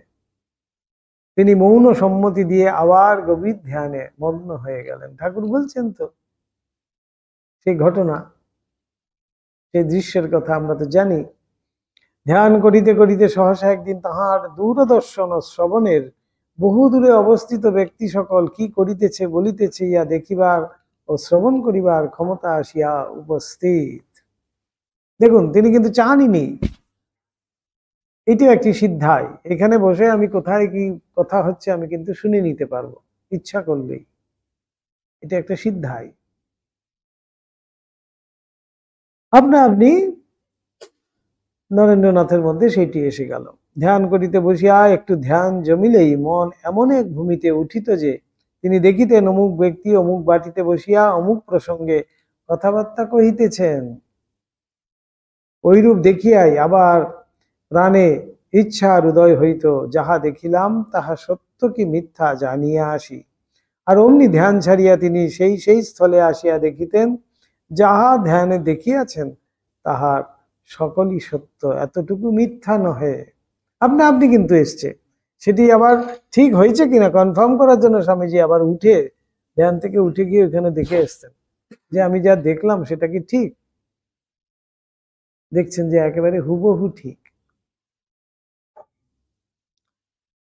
এতটুকু মিথ্যা নয়। কয়েক দিবস ঐরূপ হইবার পর ঠাকুরকে ওই কথা বলিবা মাত্র ঠাকুর বলিলেন, ও সকল ঈশ্বর লাভের পথের অন্তরায়, মোটেই সেটি সাহায্যকারী কিছু নয়। আমরা মনে করছি বোধহয় আমার বিশাল কিছু পাওয়ার এসে যাচ্ছে, প্রচুর পাওয়ার এসে গেছে ভগবানকে, এইবার আর একটা তুড়ি মারলেই হয়তো ভগবানকে পেয়ে যাব। কিন্তু না, ঠাকুর বলছেন ওগুলোই অন্তরায়। কেন অন্তরায়? ওগুলোই হলো গিয়ে খেলনা। এই পরীক্ষা, তিনি পরীক্ষা করেন যে দেখি তো এগুলো দিয়ে ভুলে থাকে কিনা। তাই একটা একটা করে তিনি কিন্তু দিতে থাকেন, তার কাছে তো অফুরন্ত। তাই তিনি কিন্তু এইসব একটা একটা করে প্রথমে দেওয়া শুরু করেন। তাই এমন গুরু ছিলেন বলেই কিন্তু স্বামীজি সঠিক পথে যেন যেতে পেরেছে। তাই কেন গুরুর প্রয়োজন এখান থেকেও আসছে। ও সকল ঈশ্বর লাভের পথের অন্তরায়, এখন কিছুদিন আর ধ্যান করিসনি। কি সুন্দর দেখুন, ঠাকুর বোঝাচ্ছেন। ধ্যান করতে বসলে এগুলো স্বাভাবিকভাবে আপনা আপনি আসছে তো। তাই ঠাকুর এবার না করলেন, কিছুদিন ধ্যান করিসনি। গুটিকা সিদ্ধি প্রাপ্ত হইয়া চন্দ্রের অহংকার বাড়িয়া উঠিয়াছিল। ঠাকুরের নিকট শুনিয়াছি, চন্দ্রের মনে ক্রমে কাম কাঞ্চনা আসক্তি বাড়িয়া যায় এবং এক অবস্থাপন্ন সম্ভ্রান্ত ধনী ব্যক্তির কন্যার প্রতি আসক্ত হইয়া ওই সিদ্ধাই প্রভাবেই তাহার বাটিতে যাতায়াত করিতে থাকেন এবং ওইরূপে অহংকার ও স্বার্থপরতার বৃদ্ধিতে ক্রমে ওই সিদ্ধাইও হারাইয়া বসিয়া নানা রূপে লাঞ্ছিত হন। এই মিসইউজ যখনই করবে তখনই সেই শক্তিও কিন্তু তার নষ্ট হয়ে যাবে, তখন সে লাঞ্ছিত হবে, অপমানিত হবে অপরের কাছে। গুটিকা সিদ্ধি দেখুন, সেই জপ ধ্যান করতে করতেই কিন্তু তার মধ্যে সেইটি এসছে, কিন্তু ওইটাতে যেই পড়েছে ঈশ্বর লাভের পথে অন্তরায় তো হয়েছে, কামনা বাসনার আগুনে এবার সে জর্জরিত হয়ে গেছে এবং সেইটি তার সর্বনাশের কারণ হয়েছে। গিরিজারও অদ্ভুত ক্ষমতার কথা ঠাকুর আমাদের বলিয়াছিলেন। একদিন ঠাকুর তাহার সঙ্গে দক্ষিণেশ্বরে কালীবাটির নিকটবর্তী শ্রীযুক্ত শম্ভু মল্লিকের বাগানে বেড়াইতে গিয়াছিলেন। পিঠের থেকে আলো জ্বালিয়ে দিয়েছে, ঠাকুরকে পথ দেখাচ্ছে, পিঠেতে লাইট হয়ে গেছে তার। এমন সব সিদ্ধাই দেখুন, ঠাকুর দেখতে পাচ্ছেন না পথ, বলছে একটু দাঁড়ান, বলে উনি এরকম পিছন করে দাঁড়িয়েছেন, দেখছে পিঠের থেকে একটা আলো বেরিয়ে এসে পুরো রাস্তাটা পরিষ্কার দেখতে পাচ্ছে। শম্ভু মল্লিক ঠাকুরকে বড়ই ভালোবাসিতেন এবং ঠাকুরের কোন রূপ সেবা করিতে পারিলে আপনাকে ধন্য জ্ঞান করিতেন। শম্ভুবাবু 250 টাকা দিয়া কালীবাড়ির নিকট কিছু জমি খাজনা করিয়া লইয়া তাহার উপর শ্রী শ্রী মাতা ঠাকুরানী থাকিবার জন্য ঘর করিয়া দিয়াছিলেন। শ্রী শ্রী মাতা ঠাকুরানী তখন গঙ্গা স্নান করিতে এবং ঠাকুরকে দেখিতে আসিলে ওই ঘরেই বাস করিতেন। ওই স্থানে থাকিবার কালে এক সময় তিনি কঠিন রক্ত আমাশয় পীড়ায় আক্রান্ত হন। তখন শম্ভুবাবু চিকিৎসা অত্যাদি সকল বিষয়ের বন্দোবস্ত করিয়া দেন। শম্ভুবাবুর ভক্তিমতী পত্নীও ঠাকুর এবং শ্রী শ্রী মাতা ঠাকুরানীকে দেবতার জ্ঞানে পূজা করিতেন। প্রতি জয় মঙ্গলবারে শ্রী শ্রী মাতা ঠাকুরানী এখানে থাকিলে তাহাকে লইয়া গিয়া দেবিক জ্ঞানে পূজা করিতেন। এতদ্ভিন্ন শম্ভুবাবু ঠাকুরের কলিকাতায় গমনাগমনের গাড়ি ভাড়া এবং খাদ্যাদির যখন যাহা প্রয়োজন হইত তাহাই যোগাইতেন। অবশ্য মথুরবাবুর শরীরত্যাগের পরেই শম্ভুবাবু ঠাকুরের ঐরূপ সেবাধিকার প্রাপ্ত হন। দ্বিতীয় রসদ্বার। আচ্ছা, এবার গিরিজার সহিত সেদিন শম্ভুবাবুর বাগানে বেড়াইতে যাইয়া কথাবার্তায় অনেক কাল কাটিয়া গেল। ঠাকুর বলিতেন, ভক্তদের গাঁজাখোরের মতো স্বভাব হয়। ভক্তদের গাঁজাখোরের মতো স্বভাব হয় কেন? এক গাঁজাখোর আরেক গাঁজাখোরকে দেখলে খুব আনন্দ হয়, ভক্তও কিন্তু তাই। এক ভক্ত আরেক ভক্তকে দেখলে খুব আনন্দ হয়, সে আনন্দ তো হয়, সেখানে আবার ভগবানেরই প্রসঙ্গ হয়। গাঁজাখোর যেমন গাঁজার কলকেতে ভরপুর একদম লাগিয়ে কলকেটা অপরের হাতে দিয়ে ধোঁয়া ছাড়তে থাকে, অপর গাঁজাখোরের হাতে ওই রূপে কলকেটা না দিতে পারলে যেমন তার একলা নেশা করে সুখ হয় না, ভক্তেরাও সেই রূপে একসঙ্গে জুটলে একজন ঈশ্বরীয় প্রসঙ্গ ভাবে তন্ময় হয়ে বলে ও আনন্দে চুপ করে এবং অপরকে ওই কথা বলতে অবসর দেয় ও শুনে আনন্দ পায়। সেদিন শম্ভুবাবু, গিরিজা ও ঠাকুর একসঙ্গে ওইরূপে মিলিত হওয়ায় কোথা দিয়ে যে কাল কাটিতে লাগিল তাহা কেহই টের পাইলেন না। ক্রমে সন্ধ্যা ও এক প্রহর রাত্রি হইল, তখন ঠাকুরের ফিরিবার হুঁশ হইল। শম্ভুর নিকট হইতে বিদায় লইয়া গিরিজার সহিত রাস্তায় আসিলেন এবং কালীবাটির অভিমুখে চলিতে লাগিলেন, কিন্তু বেজায় অন্ধকার। তখন তো দক্ষিণেশ্বর গ্রাম, পথের কিছুই দেখিতে না পাওয়ায় প্রতি পদে পদস্খলন অধিক ভুল হইতে লাগিল। অন্ধকারের কথা খেয়াল না করিয়া ঈশ্বরীয় কথার ঝোঁকে চলিয়া আসিয়াছেন। শম্ভুর নিকট হইতে একটা লণ্ঠন চাহিয়া আনিতে ভুলিয়া গিয়াছেন। এখন উপায়? কোনরূপে গিরিজার হাত ধরিয়া হাতড়াইয়া চলিতে লাগিলেন, কিন্তু বেজায় কষ্ট হইতে লাগিল। তাহার ঐরূপ কষ্ট দেখিয়া গিরিজা বলিলেন, দাদা একবার দাঁড়াও, আমি তোমায় আলো দেখাইতেছি। এই বলিয়া পশ্চাৎ ফিরিয়া দাঁড়াইলেন এবং তাহার পৃষ্ঠদেশ হইতে জ্যোতির একটা লম্বা ছটা নির্গত করিয়া পথ আলোকিত করিলেন। ঠাকুর বলিতেন, সে ছটায় কালীবাটির ফটক পর্যন্ত বেশ দেখা যাইতে লাগিল, আমি আলোয় আলোয় চলিয়া আসিলাম। তেমন সব ক্ষমতা দেখুন, সবই সিদ্ধাই। এই কথা বলিয়াই কিন্তু ঠাকুর আবার ঈষৎ হাস্য করিয়া বলিলেন, কিন্তু তাদের ঐরূপ ক্ষমতা আর বেশি দিন রহিল না। এখানকার অর্থাৎ ঠাকুরের নিজের সঙ্গে কিছুদিন থাকতে থাকতে ওই সকল সিদ্ধাই চলে গেল। আমরাও ঐরূপ হইবার কারণ জিজ্ঞাসা করায় বলিলেন, নিজের শরীর দেখাইয়া মা এর ভিতরে তাদের কল্যাণের জন্য তাদের সিদ্ধাই বা শক্তি আকর্ষণ করে নিলেন। খুব সুন্দর, খুব সাবধান, কিন্তু কারোর যদি আপনাদের সিদ্ধাই হয়ে থাকে, ঠাকুরের কাছে যাচ্ছেন, ঠাকুর সব নিয়ে নিচ্ছে। কিন্তু একবার গিয়ে ঠাকুরকে প্রণাম করলেই ঠাকুর কিন্তু সব নিয়ে নিচ্ছে। কেন? মা বলে দিয়েছেন এগুলো যে অন্তরায়, তাই ঠাকুর নিজের মধ্যে আকর্ষণ করে নিচ্ছেন, খেয়ে ফেলছেন।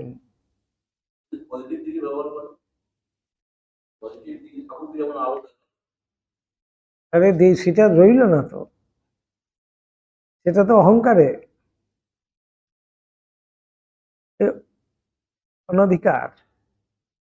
অধিকারী যদি হয় তাহলে হবে না, পজিটিভ ওয়েতে কেউ পারে না। অধিকারী যদি হয় তাহলে পজিটিভ ওয়েতে পারবে। যেমন স্বামীজি, সেই যে ভূত তাড়ানো, স্বামীজি জপ করে দিলেন মাথায়, অমনি সেই ভূত তো চলে গেল ছেলেটির। কারণ স্বামীজিকে ভাবছেন, স্বামীজি বলছেন, নিজে নিজেই বলছেন যে আমাকে একজন বেশ বড় একজন সাধু ঠাউরেছে, তারা আমাকে খুব সম্মান করছে বলে আমি ঠাকুরের নাম একটু করে দিলাম মাথায়। কিন্তু এগুলো সবই সিদ্ধাই।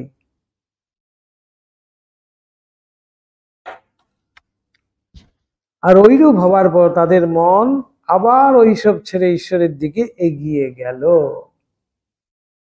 ওগুলোর মধ্যেই পড়ে থাকতো, না হলে ঠাকুর যদি আকর্ষণ না করতেন। এই বলিয়াই ঠাকুর আবার বলিলেন, ও সকলে আছে কি ওসব সিদ্ধাইয়ের বন্ধনে পড়ে মন সচ্চিদানন্দ থেকে দূরে চলে যায়। আপনি বলছেন পজিটিভ, পজিটিভ মানেই হলো গিয়ে ঈশ্বর লাভ, এই একমাত্র পজিটিভ। এই পজিটিভিটি যদি আমার মধ্যে থাকে, তাহলে সিদ্ধাইয়ের কি প্রয়োজন? তার কৃপাটুকু হলেই তো হলো। এইটি একমাত্র পজিটিভ ভাব আমার মধ্যে হওয়া উচিত, যে আমি শুধুমাত্র ভগবানকে চাই, অন্য কিছু চাই না। ও সকলে আছে কি, এবার ঠাকুর বুঝাচ্ছেন, ওসব সিদ্ধায়ের বন্ধনে পড়ে মন সচ্চিদানন্দ থেকে দূরে চলে যায়। একটা গল্প শোন। একজনের দুই ছেলে ছিল। বড়র, যে বড় আর কি, যৌবনেই বৈরাগ্য হলো এবং সংসার ত্যাগ করে সন্ন্যাসী হয়ে বেরিয়ে গেল। আর ছোট লেখাপড়া শিখে ধার্মিক বিদ্বান হয়ে বিবাহ করে সংসার ধর্ম করতে লাগলো। এখন সন্ন্যাসীদের নিয়ম 12 বৎসর অন্তে ইচ্ছা হলে একবার জন্মভূমি দর্শন করতে যায়। ওই সন্ন্যাসীও ওই রূপে 12 বৎসর বাদে জন্মভূমি দেখতে আসে এবং ছোট ভাইয়ের জমি, চাষবাস, ধন ঐশ্বর্য দেখতে দেখতে তার বাড়ির দরজায় এসে দাঁড়িয়ে তার নাম ধরে ডাকতে লাগলো। নাম শুনে ছোট ভাই বাইরে এসে দেখে তার বড় ভাই। অনেকদিন পরে ভাইয়ের সঙ্গে দেখা, ছোট ভাইয়ের আর আনন্দের সীমা রইল না। দাদাকে প্রণাম করে বাড়িতে এনে বসিয়ে তার সেবাদি করতে লাগলো। আহারান্তে দুই ভাইয়ের নানা প্রসঙ্গ হতে লাগলো। তখন ছোট বড়কে জিজ্ঞাসা করলো, দাদা, তুমি যে এই সংসারের ভোগ সুখ সব ত্যাগ করে এতদিন সন্ন্যাসী হয়ে ফিরলে, এতে কি লাভ করলে আমাকে বলো। শুনেই দাদা বলল, দেখবি, তবে আয়, সঙ্গে আয়। দেখুন কি সুন্দর গল্প ঠাকুর বলছেন। সঙ্গে আয় বলে নদীর পাড়ে গেছে, বলেই ছোট ভাইকে সঙ্গে নিয়ে বাড়ির নিকটে নদী তীরে এসে উপস্থিত হলো এবং বললে, এই দেখ, বলেই নদীর জলের উপর দিয়ে হেঁটে পরপারে চলে গেল। ছোট ভাই বলছে, এইটা আর এমন কি, আমি খেয়ানো করে 1 পয়সা দেবো আর পার হয়ে চলে যাব, তার জন্য এত বছর ধরে তুমি সন্ন্যাসী হয়ে রইলে এইটুকুনের জন্য? এই হলো গিয়ে সিদ্ধাই। কি সুন্দর শিক্ষা দেখুন, ঠাকুর কেন এই গল্প বলছেন। আমি তো এইটার জন্য তুমি নদীটা পার হয়ে হেঁটে চলে যাচ্ছ, এইটার জন্য এত বছর ধরে তুমি সন্ন্যাসী হয়ে ঘুরে বেড়াচ্ছ, আর আমি সমস্ত সংসার করে ভোগ ভোগ করছি, সুখে আছি, সব আছে আমার, তো এইটা তো আমি 1 পয়সা দিয়ে খেয়া নৌকো পার হয়ে চলে যাব।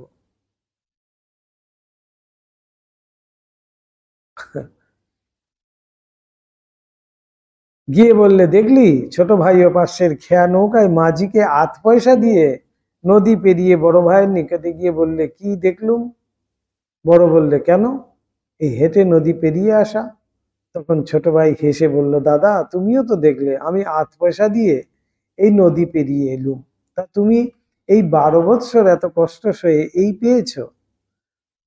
আমি যা 8 পয়সায় অনায়াসে পাই। কি সুন্দর দেখুন শিক্ষা। আমাদের কেন ঠাকুর এই গল্প বলছেন, সেটি আমাদের শিক্ষা।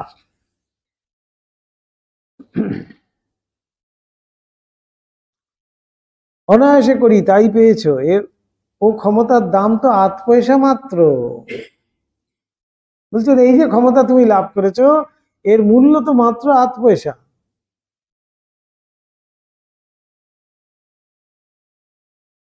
ছোটর ওই কথায় বড় ভাইয়ের তখন চৈতন্য হয় এবং ঈশ্বর লাভে মন দেয়। না হলে এই অহংকার, যে দেখবি আগুনের উপর দিয়ে চলে যাচ্ছে, জলের উপর দিয়ে চলে যাচ্ছে, এগুলো হলো কি লাভ হলো? ওই বললাম না যে এই হয়েছে বলে আমি ভাবছি আমার কি হয়েছে, কিন্তু এইটাই যে আমাদের প্রলোভিত করছে সেটা আমরা বুঝতে পারছি না। ঈশ্বর লাভ থেকে যে অনেক দূরে, কেন ঠাকুর বললেন অষ্টসিদ্ধাই হলো ঈশ্বর লাভের অন্তরায়। ওই রূপে কথা ছেলে ঠাকুর কত প্রকারই না আমাদের বুঝাইতেন যে ধর্ম জগতে ওই প্রকার ক্ষুদ্র ক্ষমতা লাভ অতি তুচ্ছ। ক্ষুদ্র ক্ষমতা লাভ, এগুলো মোটেই বৃহৎ নয়, ক্ষুদ্র, এগুলো খুবই ক্ষুদ্রাতি ক্ষুদ্র। শুধু ক্ষুদ্র বললেও হবে না, ক্ষুদ্রাতি ক্ষুদ্র, নিকৃষ্ট। তাই ঠাকুর দেখলেন এই সিদ্ধাই বিষ্ঠা তুল্য হেয়, অতি তুচ্ছ হেয় অকিঞ্চিৎকর পদার্থ। ঠাকুরের ওইরূপ আরেকটি গল্প আমরা এখানে না দিয়ে থাকতে পারলাম না। একজন যোগী যোগ সাধনায় বাকসিদ্ধি লাভ করেছিল। এই যে এই বক, তাকে বকি ধ্বংস করা, ভস্য করা ইত্যাদি, বাকসিদ্ধি লাভ করেছিল। যাকে যা বলতো তাই তৎক্ষণাৎ হতো, এমনকি কাকেও যদি বলতো মর, সে অমনি মরে যেত। আবার যদি তখনই বলতো বাঁচ, তো তখনই বেঁচে উঠতো। একদিন ওই যোগী পথে যেতে যেতে একজন ভক্ত সাধুকে দেখলে তিনি সর্বদা ঈশ্বরের নাম জপ ও ধ্যান করছেন। শুনলে ওই ভক্ত সাধুটি ওই স্থানে অনেক বৎসর ধরে ওই রূপে তপস্যা করছেন। দেখে শুনে অহংকারী যোগী ওই সাধুটির কাছে গিয়ে বললে, ওহে এতকাল ধরে তো ভগবান ভগবান করছো, কিছু পেলে বলতে পারো? ভক্ত সাধু বললেন, কি আর পাবো বলুন, তাকে পাওয়া ছাড়া আমার তো আর অন্য কোনো কামনা নেই, আর তাকে পাওয়া তার কৃপা না হলে হয় না, তাই পরে পরে তাকে ডাকছি, দিনহীন বলে যদি কোনোদিন কৃপা করেন। এই সত্যিকারের ভক্ত। যোগী ওই কথা শুনেই বললে, যদি নাই কিছু পেলে তবে এই পণ্ডশ্রমের আবশ্যক কি? যাতে কিছু পাও তার চেষ্টা করো। ভক্ত সাধুটি শুনিয়া চুপ করিয়া রইলেন, পরে বলিলেন, আচ্ছা মশাই, আপনি কি পেয়েছেন শুনতে পাই কি? যোগী বললেন, শুনবে আর কি, এই দেখো। এই বলে নিকটে বৃক্ষতলে একটি হাতি বাঁধা ছিল, তাকে বললে, হাতি তুই মর। অমনি হাতিটা মরে গেল। যোগী দম্ভ করে বললে, দেখলে, আবার দেখো। বলেই মরা হাতিটাকে বললে, হাতি তুই বাঁচ। অমনি হাতিটা বেঁচে পূর্বের ন্যায় গা ঝেড়ে উঠে দাঁড়ালো।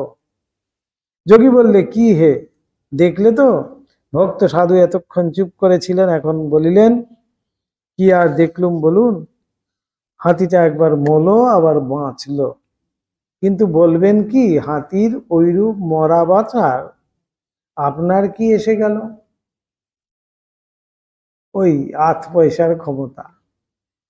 তুমি 12 বছর ধরে সাধন করে এই আধ পয়সার ক্ষমতা লাভ করেছো, তার মূল্য মাত্র আধ পয়সা। ঠিক এই যে হাতি মরলো, হাতি বাঁচলো, তাতে আর কি আপনার কি এলো গেল? আপনার কিছু লাভ হলো কি?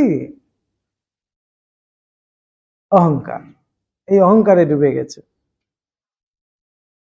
আপনি কি ওইরূপ শক্তি লাভ করে বারবার জন্ম মৃত্যুর হাত থেকে মুক্তি পেয়েছেন? যারা বেদিকে আপনাকে ত্যাগ করেছে, না আপনার অখণ্ড সচ্চিদানন্দ স্বরূপ দর্শন হয়েছে। যোগী তখন নির্বাক হয়ে রইল এবং তার চৈতন্য হলো। এতদিনে সে বোধ করলো যে হ্যাঁ সত্যি তো, আমি এই অহংকারেই মত্ত হয়েছিলাম। চন্দ্র গিরিজা এইরূপে ভৈরবী ব্রাহ্মণীর সহায়তায় ঈশ্বরীয় পথে অনেক দূর অগ্রসর হইলেও সিদ্ধকাম হইতে পারেন নাই।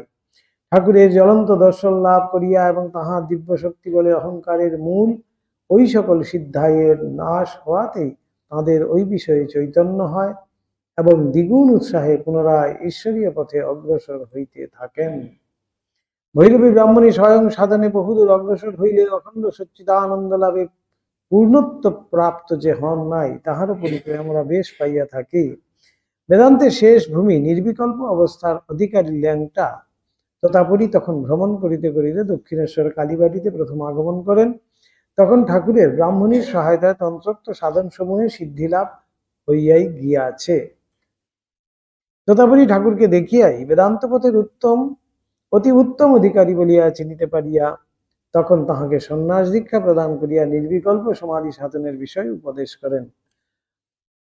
তখন ব্রাহ্মণী ঠাকুরকে ওই বিষয় হইতে নিরস্ত করিবার অনেক প্রয়াস পাইয়াছিলেন, যে আমার মত ছাড়া অন্য কোনো মতে তুমি যাবে না। তাই ভৈরবী ব্রাহ্মণীর কেন পূর্ণতা প্রাপ্তি হয়নি এখান থেকে বোঝা যাচ্ছে। যেখানে পূর্ণতা প্রাপ্তি হবে সেখানে কোনো বিদ্বেষ থাকবে না, সে উদার হবে, এটা প্রধান লক্ষণ। নিরস্ত করিবার অনেক প্রয়াস পাইয়াছিলেন, বাবা কিছুতেই হতে দিচ্ছে না। বলিয়াছিলেন, বাবা ওর কাছে বেশি যাওয়া আসা করো না, বেশি মেশামেশি করো না, ওদের সব শুষ্ক পথ। ওর সঙ্গে মিশলে তোমার ঈশ্বরীয় ভাব প্রেম সব নষ্ট হয়ে যাবে। ইহাতে বেশ অনুমিত হয় যে বিদুষী ব্রাহ্মণী ভগবত ভক্তিতে অসামান্য হইলেও একথা জানিতেন না বা স্বপ্নেও ভাবেন নাই যে বেদান্তোক্ত যে নির্বিকল্প অবস্থাকে তিনি শুষ্ক মার্গ বলিয়া নির্দেশ ও ধারণা করিয়াছিলেন, তাহাই যথার্থ পরাভক্তি লাভের প্রথম সোপান। যে শুদ্ধ বুদ্ধ আত্মারাম পুরুষেরাই কেবলমাত্র ঈশ্বরকে সকল প্রকার হেতুশূন্য হইয়া ভক্তি প্রেম করিতে পারেন। এবং ঠাকুর যেমন বলিতেন, শুদ্ধা ভক্তি ও শুদ্ধ জ্ঞান দুই এক পদার্থ। আমাদের অনুমান ব্রাহ্মণী একথা বুঝিতেন না এবং বুঝিতেন না বলিয়াই ঠাকুর মস্তক মুণ্ডিত করিয়া গৈরিক ধারণ ও পুরী স্বামীজির নিকট হইতে সন্ন্যাস ধর্মে দীক্ষা গ্রহণ পূর্বক নির্বিকল্প সমাধি সাধনের সময় নিজ গর্ভধারিণী মাতার নিকট যেমন উহা গোপন করিয়াছিলেন, ভৈরবী ব্রাহ্মণীর নিকটেও তেমনি ওই বিষয় গোপন রাখিয়াছিলেন। তাই ওই ছোট্ট কুঠিয়ার মধ্যে ঢুকে ঠাকুর কিন্তু চুপি চুপি করেছিলেন। তো কুটিয়ার ভিতরে বন্দি আছে। ব্রাহ্মণী এবার গিয়ে মথুর বাবু আরো লোকজন ডেকে নিয়ে এসছে, যে ওইখানে ঢুকিয়েছে বাবাকে সেই ল্যাংটা, সেখান থেকে বেরও হচ্ছে না, কিচ্ছু না, কি জানি কি টুকটাক করেছে, আর কেউ আর সামনে যেতে পারছে না। তিনি চিমটা নিয়ে তাড়া করছেন, তোতাপুরি এই যে আসছে। শুনিয়াছি ঠাকুরের বৃদ্ধা মাতা ওই সময় দক্ষিণেশ্বরের উত্তর দিকে নহবত খানার উপরে থাকিতেন এবং ঠাকুর ওইরূপে বেদান্ত সাধনকালে 3 দিন গৃহ মধ্যে আবদ্ধ থাকিয়া সকলে চক্ষুর অন্তরালে অবস্থান করিয়াছিলেন। কেবল পুরী গোস্বামী মাত্র ওই সময় তাহার নিকট মধ্যে মধ্যে গমনাগমন করিয়াছিলেন। বলা বাহুল্য, ঠাকুর ব্রাহ্মণীর ওই কথায় কর্ণপাত করেন নাই। এদিকে গুরু মানছেন ভৈরবী ব্রাহ্মণীকে, কিন্তু এই কথা তিনি কর্ণপাত করেন নাই। ঠাকুরের মুখে যতদূর শুনিয়াছি তাহাতে ভৈরবী ব্রাহ্মণী তন্ত্রোক্ত বীর ভাবের উপাসিকা ছিলেন বলিয়াই মনে হয়। তন্ত্রে পশু, বীর ও দিব্য এই তিন ভাবে ঈশ্বর সাধনার পথ নির্দিষ্ট আছে। পশুভাবের সাধনে কাম ক্রোধাদি পশুভাবের আধিক্য থাকে, সেজন্য তিনি সর্বপ্রকার প্রলোভনের বস্তু হইতে দূরে থাকিবেন এবং বাহ্যিক শৌচাচার প্রভৃতির প্রতি বিশেষ লক্ষ্য রাখিয়া ভগবানের নাম জপ পুরস্চরণাদিতে প্রবৃত্ত থাকিবেন। বীরভাবের সাধকে কাম ক্রোধাদি পশুভাবের উপেক্ষা ঈশ্বর অনুরাগ প্রবল থাকে। কাম কাঞ্চন রূপরসাদির আকর্ষণ তাহার ভিতর ঈশ্বর অনুরাগকেই প্রবলতর করিয়া দেয়। সেজন্য তিনি কাম কাঞ্চনাদির প্রলোভনের ভিতর বাস করিয়া উহাদের ঘাত প্রতিঘাতে অবিচলিত থাকিয়া ঈশ্বরের সমগ্র মহান প্রাণ অর্পণ করিতে চেষ্টা করিবেন। দিব্য ভাবের সাধক কেবলমাত্র তিনি হইতে পারেন, যাহাতে ঈশ্বর অনুরাগের প্রবল প্রবাহে কাম ক্রোধাদি একেবারে চিরকালের মতো ভাসিয়া গিয়াছে এবং নিঃশ্বাস প্রশ্বাসের ন্যায় যাহাতে ক্ষমার্জব দয়া তোষ সত্তাদি সদ্গুণ সমূহের অনুষ্ঠান স্বাভাবিক হইয়া দাঁড়াইয়াছে। মোটামুটি বলিতে গেলে ওই তিন ভাব সম্বন্ধে ইহাই বলা যায়। বেদান্তোক্ত উত্তম অধিকারী তন্ত্রোক্ত দিব্য ভাবের ভাবক, মধ্যম অধিকারী বীর ভাবের এবং অধম অধিকারী পশু ভাবের সাধক। বীর ভাবের সাধক অগ্রণী হইলেও ভৈরবী ব্রাহ্মণী তখনও দিব্য ভাবের অধিকারিণী হইতে পারেন নাই। ঠাকুরের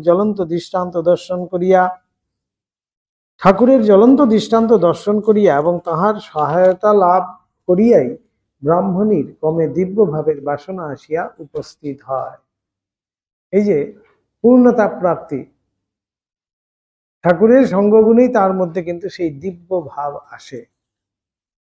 ব্রাহ্মণী দেখিলেন গ্রহণের কথা দূরে থাকুক, সিদ্ধি বা কারণের নামমাত্রেই ঠাকুর জগৎ কারণ ঈশ্বর ভাবে বিহ্বল হইয়া পড়েন। সতী বা নটি কোন স্ত্রীমূর্তি দেখিবা মাত্রই তাহার মনে শ্রী শ্রী জগদম্বার লাধিনী ও সন্ধিনী শক্তির কথার উদয় হইয়া তাহাতে সন্তান ভাবই আনিয়া দেয় এবং কাঞ্চনাদি ধাতু সংস্পর্শে সুপ্তাবস্থায় তাঁর হস্তাদি অঙ্গ সংকুচিত হইয়া যায়। এই জ্বলন্ত পাবকের নিকট থাকিয়া কাহার না ঈশ্বর অনুরাগ প্রদীপ্ত হইয়া উঠে। কে না এই দুই দিনের বিষয় বিভবাদির প্রতি বিতরাগ হইয়া ঈশ্বরকে আপনার হইতে আপনার চিরকালের আত্মীয় বলিয়া ধারণা না করিয়া থাকিতে পারে। এজন্যই ব্রাহ্মণীর জীবনের অবশিষ্ট কাল তীব্র তপস্যায় কাটাইবার কথা আমরা শুনিতে পাইয়া থাকি। এই পরেই কিন্তু ব্রাহ্মণীর মধ্যে সেই পূর্ণতা এসছিল, তখনই তিনি কিন্তু এখান থেকে কাশী চলে গেলেন, আর তাকে কিন্তু কেউ কখনো দেখতে পায়নি। ঠাকুর অপর কাহার সহিত বেশি মেশামেশি করিলে বা অন্য কোনো ঈশ্বর ভক্ত সাধককে অধিক সম্মান প্রদর্শন করিলে ব্রাহ্মণীর মনে হিংসার উদয় হইত। শুধু আমারটাই নেবে, অন্যেরটা কেন নেবে? একথা আমরা ঠাকুরের শ্রীমুখে শুনিয়াছি। ন্যাংটো ছেলে বড় হইয়া বাটির অপর কাহাকেও ভালোবাসিলে বা আদর যত্ন করিলে তাহার ঠাকুরমা বা অন্য কোনো বৃদ্ধা আত্মীয়ার যাহার নিকটে সে এতদিন পালিত হইয়া আসিয়াছে মনে যেরূপ ঈর্ষা দুঃখ কষ্ট উপস্থিত হয়, ব্রাহ্মণীরও ঠাকুরের প্রতি ওই ভাব যে সেই প্রকারের, ইহা আমরা বেশ বুঝিতে পারি। ব্রাহ্মণী ভাবছেন যে আমি তাকে হাতে গড়ে যেন ঠিকঠাক করেছি, এবার তিনি আবার অন্য ভাবে কেন যাবেন? এই জন্য ঈর্ষা, একটা হিংসা কাজ করত। কিন্তু ব্রাহ্মণীর ন্যায় অত উচ্চদরের সাধিকার মনে ঐরূপ হওয়া উচিত ছিল না, যিনি ঠাকুরকে খাইতে শুইতে বসিতে দিবারাত্র 24 ঘণ্টা এত কাল ধরিয়া সকল অবস্থার সকলভাবে দেখিবার অবসর পাইয়াছিলেন, তাহার ঐরূপ হওয়া উচিত ছিল না। তাহার জানা উচিত ছিল যে ঠাকুরের ভালোবাসা ও শ্রদ্ধাদি অপরের ন্যায় এই আছে এই নাই গোছে ছিল না। তাহার জানা উচিত ছিল যে ঠাকুর তাহার উপর যে ভক্তি শ্রদ্ধা একবার অর্পণ করিয়াছিলেন তাহা চিরকালের মতোই অর্পিত হইয়াছিল, তাহাতে আর জোয়ার ভাটা খেলিত না। কিন্তু হায় মাইক ভালোবাসা ও স্ত্রীলোকের মন, তোমরা সর্বদাই ভালোবাসার পাত্রকে চিরকালের মতো বাঁধিয়া নিজস্ব করিয়া রাখিতে চাও। এতটুকু স্বাধীনতা তাহাকে দিতে চাও না। মনে করো স্বাধীনতা পাইলেই তোমাদের ভালোবাসার পাত্র আর তোমাদের থাকিবে না, অপর কাহাকেও তোমাদের অপেক্ষা অধিক ভালোবাসিয়া ফেলিবে। তোমরা বোঝো না যে তোমাদের অন্তরের দুর্বলতাই তোমাদিগকে ঐরূপ করিতে শিখাইয়া দেয়। তোমরা বুঝো না যে যে ভালোবাসা ভালোবাসার পাত্রকে স্বাধীনতা দেয় না, যাহা আপনাকে সম্পূর্ণরূপে ভুলিয়া সে যাহা চাহে তাহাতেই আনন্দ অনুভব করিতে জানে না বা শিখে না, তাহা প্রায়ই স্বল্পকালে বিনষ্ট হইয়া যায়। কি সুন্দর শরৎ মহারাজ সেখানে তুলে ধরছেন। যেই ভালোবাসা স্বাধীনতা দিতে পারে না, সেই ভালোবাসা ভালোবাসাই হতে পারে না। অর্থাৎ সংকীর্ণতা, ভালোবাসায় কখনো সংকীর্ণতা রাখলে হবে না, সেখানে উদার ভাব। মা কি সুন্দর বলছেন যে তুমি তো কেবল আমার ঠাকুর নও। এই হলো উদারতা, মা দেখিয়ে দিচ্ছেন নিজে, তুমি তো কেবল আমার ঠাকুর নও। কেউ মা বলে ডাকলে আমাকে এসে, আমি তো তাকে ফেরাতে পারি না।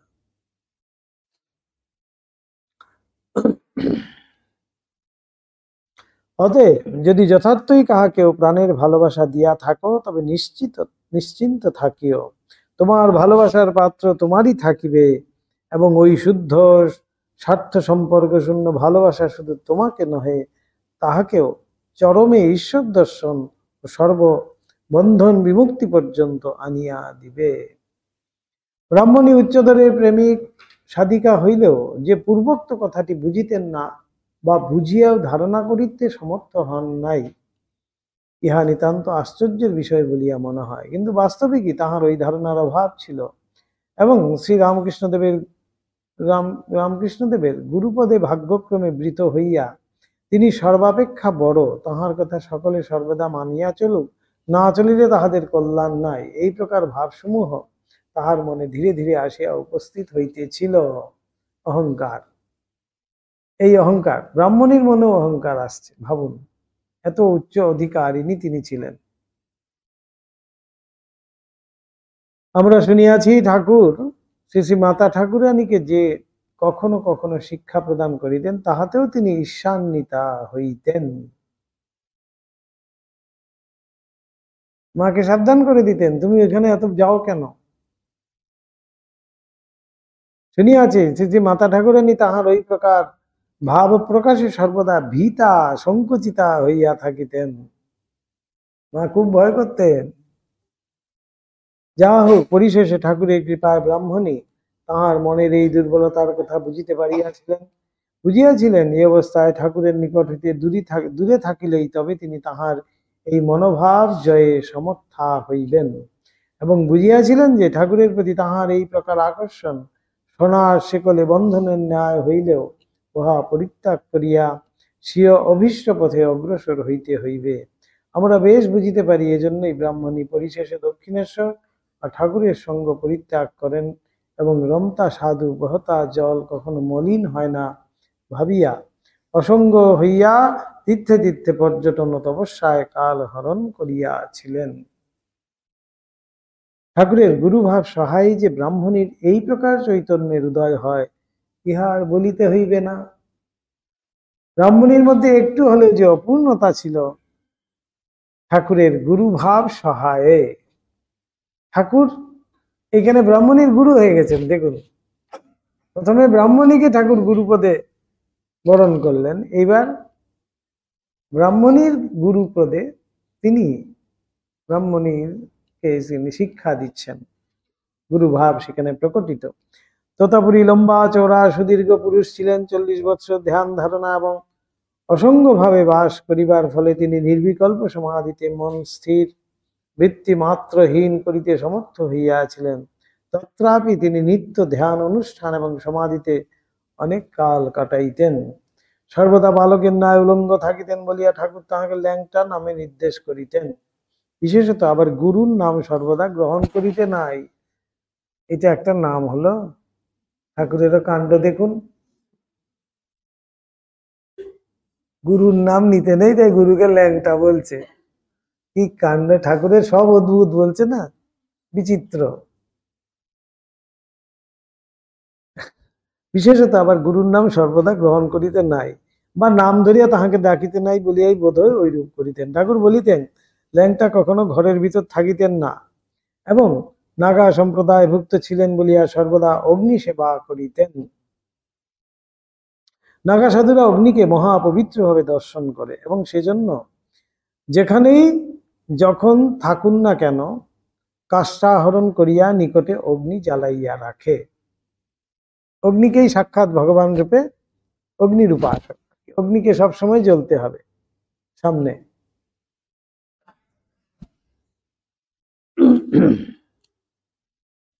সেটাকেই ধুনি বলা হতো আর কি। নাগা সাধু ধুনিকে সকাল সন্ধ্যা আরতি করিয়া থাকে এবং ভিক্ষালব্ধ আহার্য সমুদয় প্রথমে ধুনিরূপী অগ্নিকে নিবেদন করিয়া তবে স্বয়ং গ্রহণ করে। দক্ষিণেশ্বরে অবস্থানকালে ল্যাংটা সেজন্য পঞ্চবটির বৃক্ষতলী আসন করিয়া অবস্থান করিতেন এবং পার্শ্বে ধুনি জ্বালাইয়া রাখিতেন।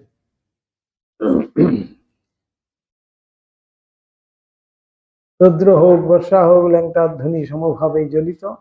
আহার বলো শয়ন বলো ল্যাংটা ওই ধুনির ধারেই করিতেন। আর যখন গভীর নিশীথে সমগ্র বাহ্য জগৎ বিরামদায়িনী নিদ্রার সকল চিন্তা ভুলিয়া মাতৃক্ররে শিশুর ন্যায় সুখ স্বয়ং লাভ করিত, ল্যাংটা তখন উঠিয়া ধুনি অধিকতর উজ্জ্বল করিয়া অচল অটল সুমেরুবৎ আসনে বসিয়া নিবাত নিষ্কম্প প্রদীপের ন্যায় স্থির মনকে সমাধিমগ্ন করিতেন। এমন উচ্চ ভাব সম্পন্ন তোতাপুরী। দিনের বেলায় ল্যাংটা অনেক সময় ধ্যান করিতেন, কিন্তু লোকে না জানিতে পারে এমন ভাবে করিতেন। সেজন্য পরিদেহ চাদরে আপাদমস্তক আবৃত করিয়া ধুনির ধারে সবের ন্যায় লম্বা হইয়া ল্যাংটাকে শয়ন করিয়া থাকিতে অনেক সময় দেখা যাইত। লোকে মনে করিত ল্যাংটা নিদ্রা যাইতেছেন, মানুষকে বুঝতে দিত না সবার অন্তরালে। ল্যাংটা নিকটে একটি জলপাত্র বা লোটা, একটি সুদীর্ঘ চিমটা এবং আসন করিয়া বসিবার জন্য একখণ্ড চর্মমাত্র রাখিতেন এবং একখানি মোটা চাদরে সর্বদা স্বীয় দেহ আবৃত করিয়া রাখিতেন। ল্যাংটা লোটা ও চিমটাটি ল্যাংটা নিত্য মাজিয়া ঝকঝকে রাখিতেন। এখান থেকেও শিক্ষা, লোটা রোজ মাজতে হয়। ঠাকুর জিজ্ঞেস করেছেন না, তুমি এটা এমন করে মাজো কেন প্রতিদিন? বলছে লোটা রোজ মাজতে হয়, অর্থাৎ এই মন রূপ লোটাকে প্রতিদিন মাজতে হবে। মাজা মানেই হলো ঈশ্বরের প্রসঙ্গ, ঈশ্বরের নাম গুণগান, ঈশ্বরের চিন্তন, এসবের দ্বারা মনকে মাজতে হয়। একদিন না মাজলেই কিন্তু কালো কালো ছোপ পড়ে যায়। কি সুন্দর সব উপমার দ্বারা বোঝায়।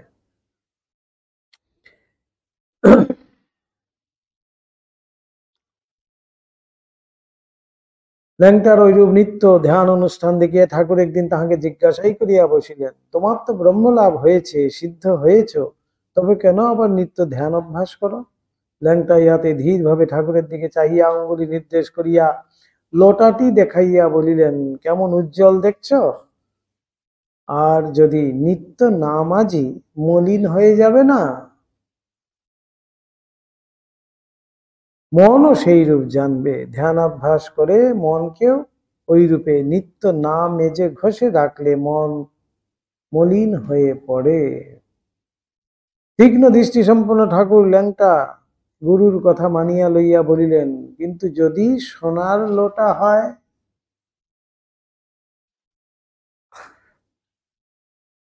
যেমন গুরু তেমনি চেলা। এবার ঠাকুর বলছেন, যদি সোনার ঘটি হয় তাহলে তো আর মলিন হবে না, তাহলে তো আর নিত্য না মাজলেও ময়লা ধরে না। ল্যাংটা হাসিয়া স্বীকার করিলেন, হ্যাঁ তা বটে। নিত্য ধ্যানাভ্যাসের উপকারিতা সম্বন্ধে ল্যাংটার কথাগুলি ঠাকুরের চিরকাল মনে ছিল এবং বহুবার তিনি উহা ল্যাংটার নাম করিয়া আমাদের নিকট বলিয়াছিলেন। আর আমাদের ধারণা, ঠাকুরের সোনার লোটায় ময়লা ধরে না কথাটি ল্যাংটার মনেও চিরাঙ্কিত হইয়া গিয়াছিল। এখানেও ঠাকুরের গুরুভাব। আশ্চর্য বক্তা কুশলস্য লব্ধা। ল্যাংটা বুঝিয়াছিল ঠাকুরের মন বাস্তবিকই সোনার লোটার মতো উজ্জ্বল। গুরু শিষ্যে এইরূপ আদান প্রদান ইহাদের ভিতরে প্রথমাবধি চলিত। একজন আরেকজনকে শিক্ষা দিচ্ছেন, এখানে ঠাকুরের গুরু ভাবও কিন্তু প্রকাশিত হচ্ছে। এই যে সোনার লোটা, অর্থাৎ সোনার মতো করে দিতে পারলেই হয়ে গেল, আরেকদিন যাবে। ওম নিরঞ্জনম নিত্যম অনন্ত রূপম ভক্তানুকম্পাদিত বিগ্রহং বৈ ঈশাবতারং পরমেশমিত্যং তম রামকৃষ্ণং শিরসা নমামঃ। ওম শান্তি শান্তি শান্তি। হরি ওম তৎসৎ। শ্রীরামকৃষ্ণার্পণমস্তু।